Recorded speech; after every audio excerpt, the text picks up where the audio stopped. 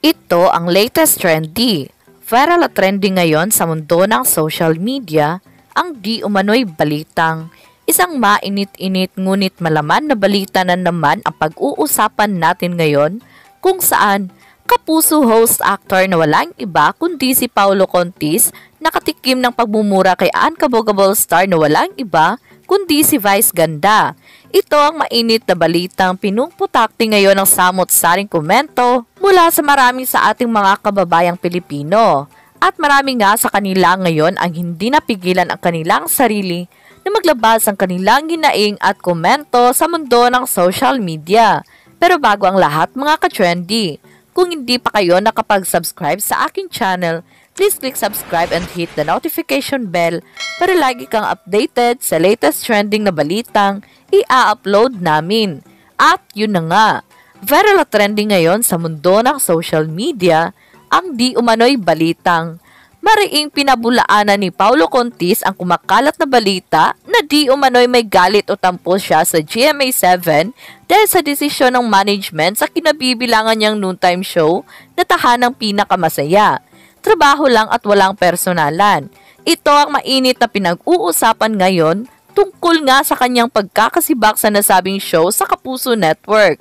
Hindi na pinalawit pa ng GMA7 ang kontrata nito sa Tape Incorporated na hanggang Disyembre ng taong 2024 pa sana ang pag-ere ng noontime show sa Kapuso Network. At marami nga ang nagulat tungkol sa mga naging pahayag nito ng nasabing istasyon tungkol sa mga naging desisyon nito sa kapalaran ng Tahanang Pinakamasaya. Ayon sa mga ulat, ang punot dulo ng isyong ito ay dahil sa malaki na ang pagkakautang ng mga producer ng Tahanang Pinakamasaya na Tape Incorporated sa GMA7. Sa isang Instagram post ng GMA's network, ibinahagi nila ang pahayag ni Paulo Contis tungkol sa isyong ito. Unang-una ay hininga nila si Paulo Contis ng birthday wish dahil nagdiwang ang aktor ng ika-40th birthday noong March 14, 2024. At dito nga ay idinugtong na lang ni Paulo Contis ang kanyang mga naging sentimento sa mga kumakalat na issue sa social media dahil sa pagkalat ng mga balita at maling impormasyon umano na may tampo nga siya di umano sa management ng GMA7. Mariin niya itong pinabulaanan, bagkos nagpasalamat pa siya sa mga ito dahil sa pagpapatuloy na pagbibigay sa kanya ng trabaho sa kabila ng mga negatibong samot-saring issue na binabato sa kanya ng marami sa ating mga kababayang Pilipino. Ipinagdiinan din niya ang mga taong naninira lamang ng kanyang buhay, ang pagpapakalat ng issue at kabilang na nga rito ang ilan sa mga vloggers dahil ayon sa kanya gumagawa lamang ng mga kwento ang mga ito for the sake of views ng kani-kanilang mga YouTube channel at sariling interes. Ayon sa kanya, quoted, "Wala po akong wish. Nais ko lang pong magpasalamat sa suporta ng GMA7 sa akin. Again, I wanna thank GMA for always supporting me, for always supporting the show. May kumakalat po na may tampo ako sa GMA. Hindi po yon totoo. Pero pagbigyan na po natin yung mga magkakalat naman. Content po nila yon. Para po sa kanila yun. Pero it's not true. I love GMA and I'm very thankful to GMA. They've been supporting me during the time na kahit hindi ako kasupo-suporta, so walang dahilan para magtampo ako sa GMA. Kaya inuulit ko, please lang, wag po sana tayong maniwala sa kung sinisino lamang, lalong-lalo na sa mga sensitibong bagay na makakasakit ng damdamin ng isang individual o ng isang grupo." End quote. Samantala, go na raw talaga ang pag-ere ng It's Showtime sa GMA7 na siyang papalit sa dating oras ng natsuging Tahanang Pinakamasaya. Plansyado na rin raw ang pagpapalabas ng kapamilya noontime show sa Kapuso Network at anytime soon ay maglalabas na ng official announcement ang GMA Network tungkol dito. Matatandaan kamakailan lamang sa latest YouTube vlog naman ng talent manager na walang iba kundi si OG Diaz ng Showbiz Update na nabanggit niya ang balitang nakapagdesisyon na ang mga bossing ng GMA7 na ipalabas ang It's Showtime sa iniwang oras ng Tahanang Pinakamasaya. Ang Showtime na ang hahalili sa Tahanang Pinakamasaya. O Diyos ko, ayan, and according to our source from GMA, 7 camp, antayin na lamang daw natin this week ang gaganaping media ko ng mga bossing ng GMA at ABS-CBN. Saad naman ni OG Diaz, quoted.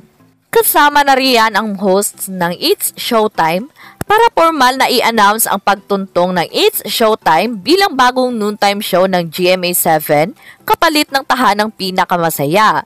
Kung black timer ba ang ABS-CBN or revenue sharing ang mangyayari, nako, ayoko nang umepal ha, kaya hayaan natin sila na sila mismo ang mag-a-announce. Sabi pa ng aking source, planchado na ang lahat kaya let's just wait and see kung tama ang aking source ha, end quote.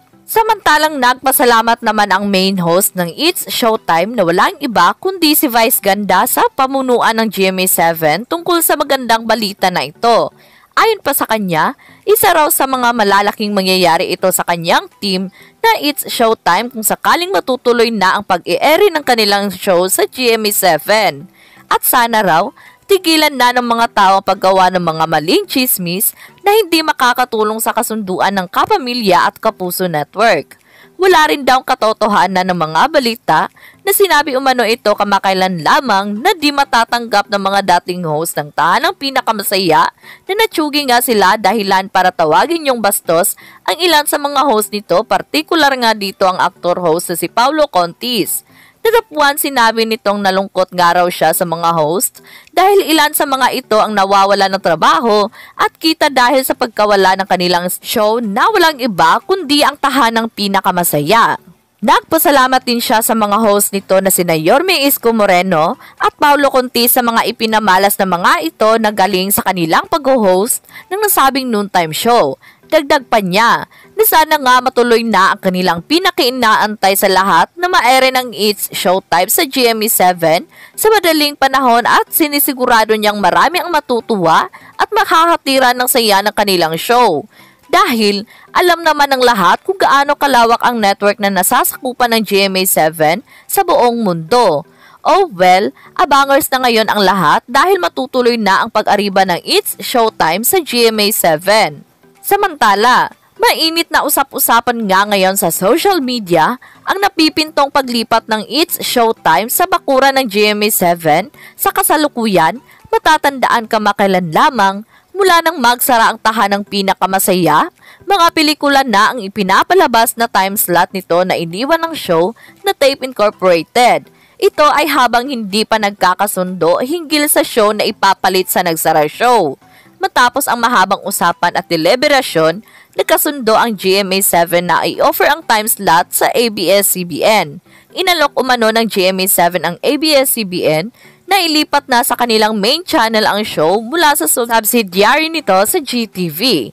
Kaya naman nang lumabas nga ang balitang ito, ay umani agad ng samot-saring komento mula sa marami sa ating mga kababayang Pilipino. At marami nga sa kanila ngayon ang hindi mapigilan ng kanilang hinaing at komento sa mundo ng social media. At yun na nga mga ka-trendy, kung kayo ang tatanungin, ano ang masasabi nyo sa video na ito? Huwag kalimutang mag-iwan ng komento sa baba para malaman ko kung ano ang naging reaksyon nyo sa latest at trending na balitang ibinahagi namin. Maraming salamat po!